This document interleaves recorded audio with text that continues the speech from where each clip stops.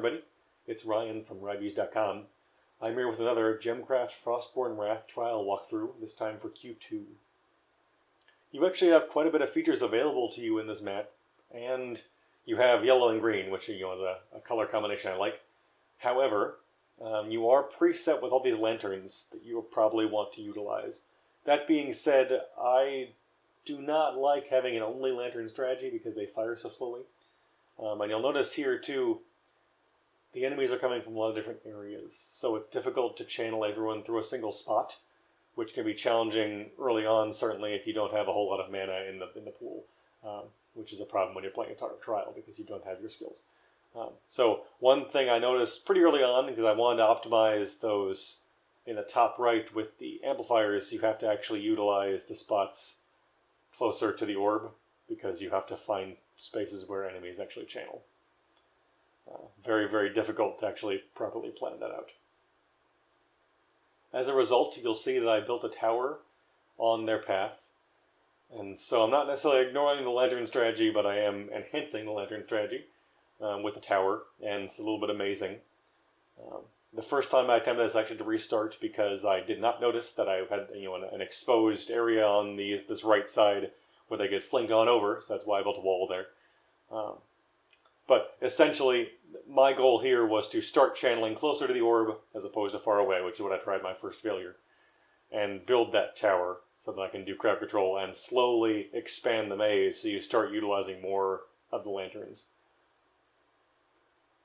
It's important to remember that just because there's a bunch of buildings preceded for you does not mean that's going to be the winning strategy.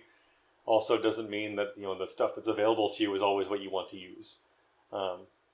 And if you've recently watched my walkthrough for, I don't remember what level it was, but sometimes you actually want to only use one gem color, even though you have multiple available to you, because it's just going to be optimized that way. If you have poison and you really want to use poison, that's the way you want to go. Yellow might not help you at all. In this case, I do use the mixture, but I ignore a whole lot of the lanterns.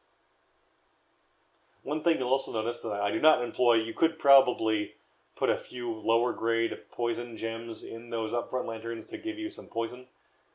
But lanterns are not great for specials or damage. They're good for area of attack, so they're really good around a maze, which is why this back one is actually doing a pretty good job.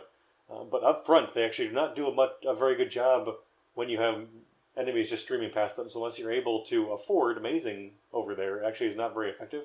So to me, it's a bit of a red herring. I don't think it's actually very useful to use hardly any of those lanterns.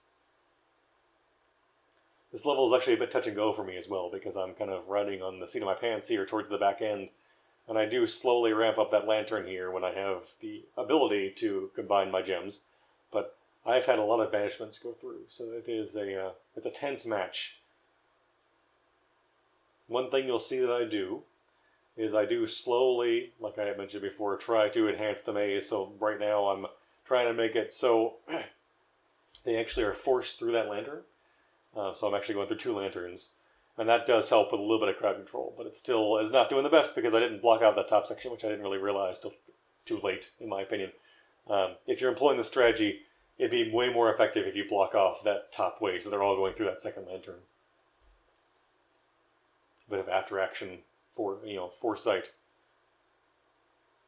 hindsight, I suppose. Foresight for you, hindsight for me. Do it before you do the mash. Yeah, there you go. Ryan finally figured it out. One thing you will notice is that because it's able to attack multiple monsters at one time, lanterns actually do a pretty good job attacking. They don't do great, because you'll notice in Lantern it is reduced damage through specials, but because you're able to hit, I think, 6 at a time, it still does enough to matter.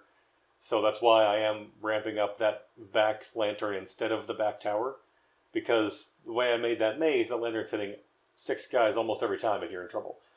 So it actually is quite effective. That means it's dealing, even if it's at 50% reduced, it's dealing 300% damage every time it hits. And it has lower firing speed, but still, evenly distributing, it's nice. And then the tower is there for targeted attacks. The lantern's there for crowd control. It actually is a pretty good duo. Thanks for watching, everybody.